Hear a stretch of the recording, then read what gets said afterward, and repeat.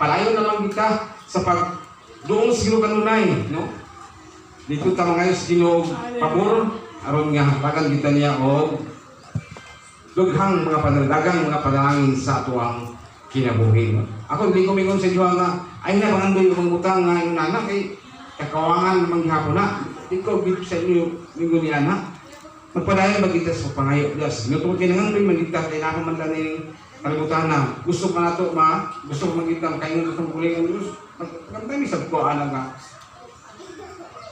Sitwasyon sa kong kaulingon nga ang tao nga wala diha nga agad sa imo gipadato paggamit nimo tagay sa pabor nga kami makatagamtan usab kami ug kamukaw ay sa mo ang kinabuhi no wala na ito ang maningkamot lang ta niya sa pagpaningkamot atong pagkabuhaton nga dili punta maka no pagpasakit to sa uban no sa itong kabulingon karon mag-igsunan dili kinato kalikayan nga makasinapit ta og mga problema maka-encounter magpapipigil nga problema niya napagay mga pangita mo sa kinabuhi nga mag-result ka hindi pagpupay mag-result ka pagsulbad mag-result ka pagpastar usay mangutang nga kinahanglan buhaton naman nga makalingkawas ka sa makalisod din yung panahon na karon no kaya sa ato karon na panahon na sabi na karon sa taong nato sa Pilipinas karon kayo ang mga trahedya nga may hapak no o say kayo kas tungkol mo sa may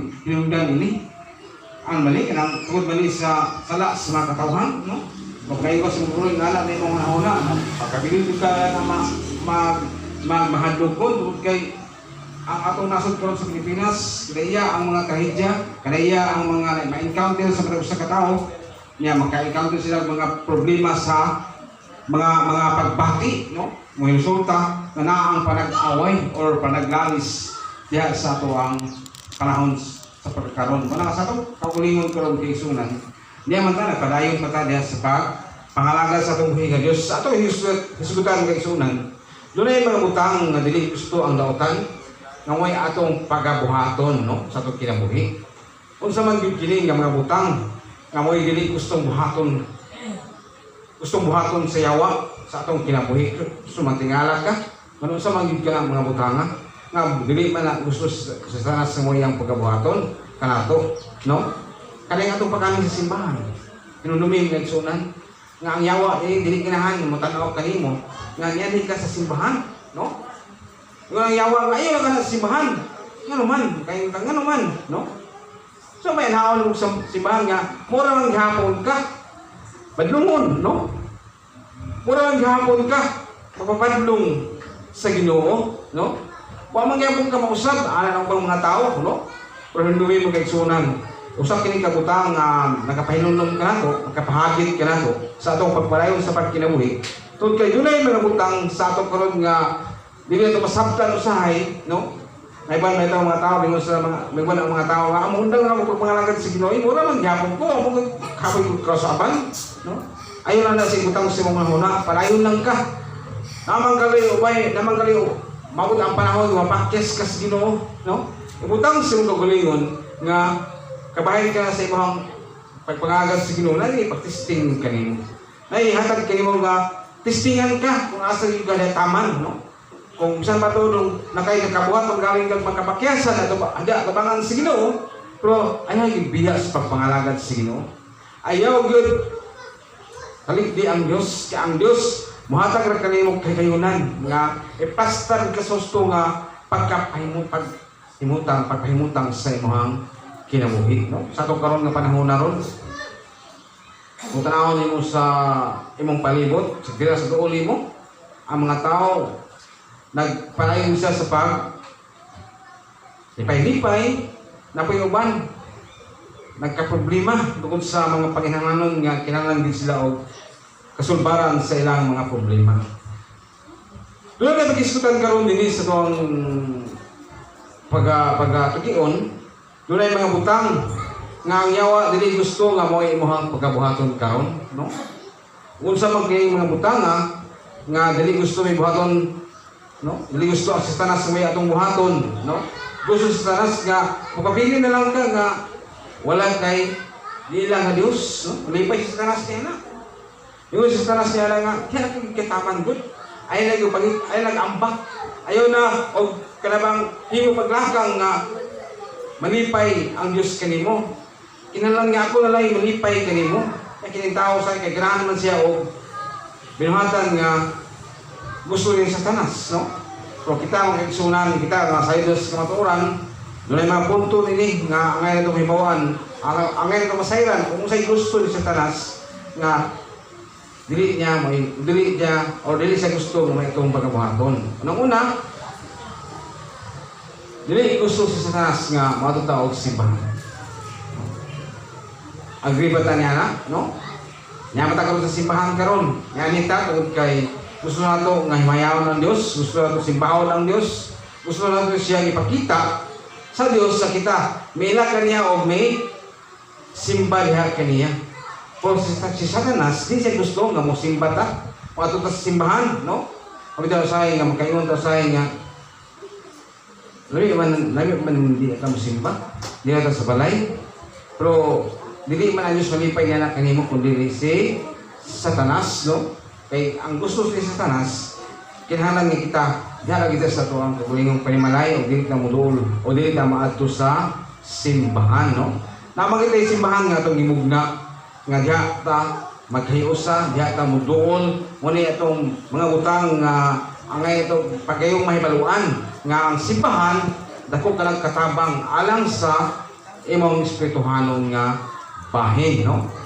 Ang tao karon kung wala kasi gipasilungan nga simbahan, dili gyud sila masayod pa sa uban pa mga butang espirituhanon nga matabangan sila aron nga sila mismo sila ang kaugalingon, mahibalo sila sa ubang mga butang nga para gid way gustuhan gayud sa Dios. Wala kita karon sa mata kung kinata karon sa simbahan, miduol ta sa Ginoo, magpaila ta sa Ginoo kita miyukbo o misimba ngayon diha kaniya. Now diha sa Hebrehanon, kung ano man nga makaingon ta sa gugulingon nga gusto maibot pasabot yan ang ingon ta nga dili gusto si Satanas nga manita og simbahan.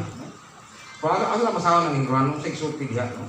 Doon mga punto diha nga makaingon kita sa gugulingon nga isa sa mga butang nga ato gayud nga masabtan pag-ayo nga ikinahanglan gid nato nga mahibaluan, no?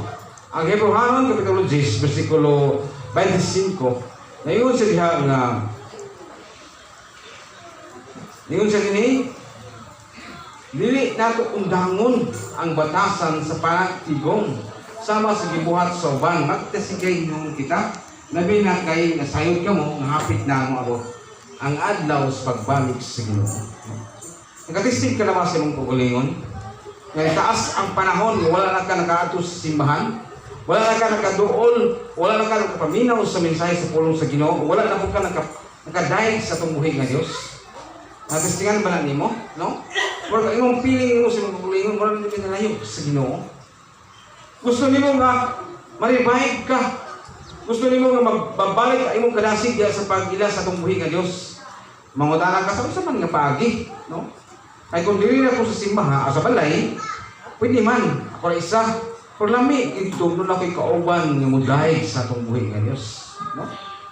Kung diya ka sa imong kagulong panimalay, no? Nya, dili mo tanan, ingon nga nangalagat sa Ginoo, nya diya ka sa imong kagulong panimalay, mudahig ka sa Ginoo, mo ampo ka sa Ginoo, nya na mo magkauban ng Jesus panimalay nga, makakita kanimo, mingon siya, sa man si nanay, sa man si akong anak, sa man si tatay, sa man ni akong isuon, mura naman ni siya natala, no? Lalay masultig dili maayo kanimo. Pero nindot dito, muna gayon diha ka isa na siya sa part nga dili gusto sa Satanas nga maatong ka og simbahan, bahala na din ang kasing balay diha. Magtulog-tulog na lang kaniha, no? Wala gusto sa tautan nga dili ka makadiscovery o dili nimo madiskubrihan pa ang mga butang nga mga espirituhanon. Mga beses kung kulingon makaigsunan, ang itong masabtan, ang itong masayran, nga ang dautan, dili siya malipay kung ang mga tao, kung ato siya o simbahan, ato sila o simbahan. Pero ang yawa ko nato kung kaigsunan, sa lang kita ka nato, nag-uol gila siya, ala, unsa man si brother or unsa man sister, ato lang yan, pagkastorya, no? Kaya yawa, di man sila ingon siguro sister o brother, no? Ayana. kamit din niya, no? Munay ang yawa gusto gid siya nga ikaw makabili na lang gyud ka nga wala kay gila nga Dios sa imong kinabuhi. Og ang Dios sa imong pagkailon mo naman gid si Lucy. Kaya naman ang Lucy, no? Babae ba na siya o lalaki? Kana si Lucy mag-igsunan mo kanay Dios sa mga tao nga wala pa makaila gayon sa Dios. Dili ta gusto niya na. Ato hinumduman sa itong kaugalingon nga ang atong gialagaran nga Dios buhi siya og gamahanan kayo og angay dinero siyang pagkasimbahon sa itong kinabuhi, no?